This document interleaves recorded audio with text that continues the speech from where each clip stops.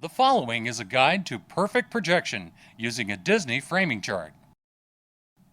You should always, first and foremost, follow your theater owner's instructions.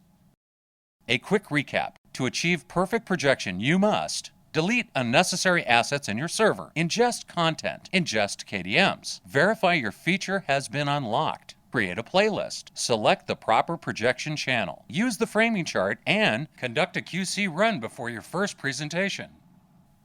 If you have questions regarding any of these steps, please review our previous videos on digital cinema. One of the main tools Disney has provided you with is our film-specific framing charts. Let's go over to the theater and take a look at how to use one.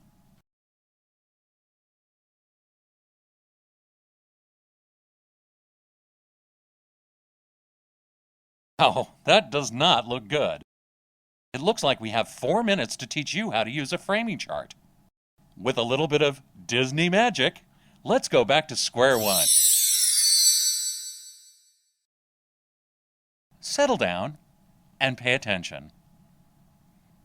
To begin with, the title. Make sure the title of the framing chart you are using matches the feature you will be projecting. Do not reuse framing charts with different titles. Below the title, you will notice specific support lines to call if you run across any problems you cannot solve yourself. Always follow your theater owner's instructions. Also notice the version of the framing chart you are using. Version 6.0 is for the 5.1 digital surround sound, where 7.1 DS is used for 7.1 digital surround sound. Now we need to look at the picture.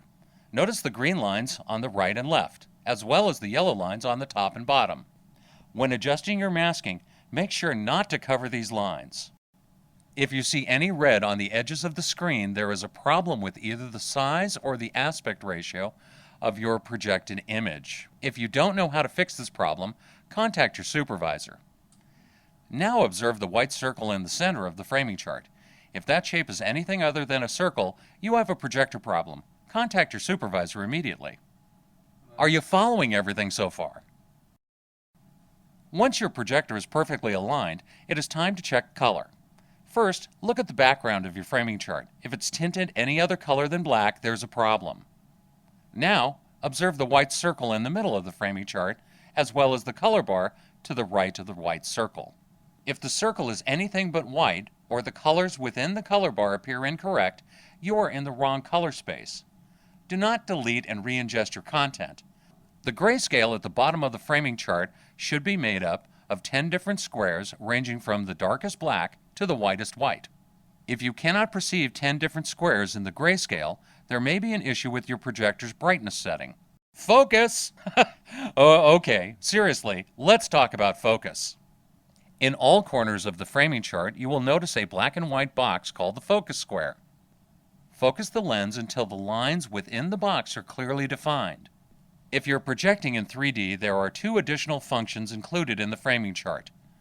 With your glasses on, look at the bottom left focus square. When covering your right eye, the square should read left eye only. And when covering your left eye, the square should look like a normal focus square. If this is not the case, you have a technical issue. Contact your supervisor immediately.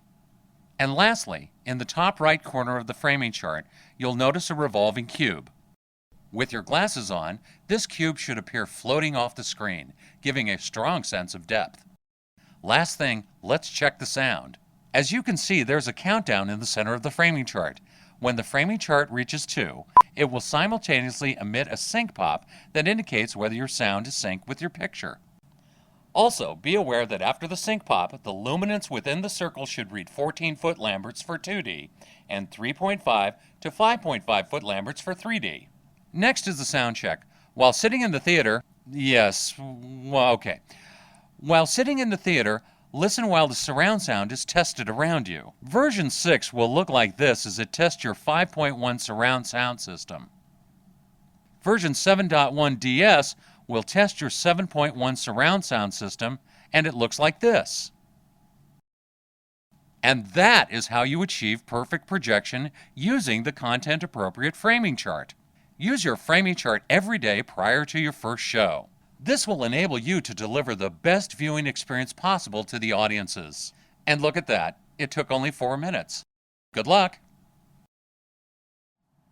And if you need additional help, look at the color of your box. If you have an orange box, contact Technicolor at 1-800-99-FILMS, option 2.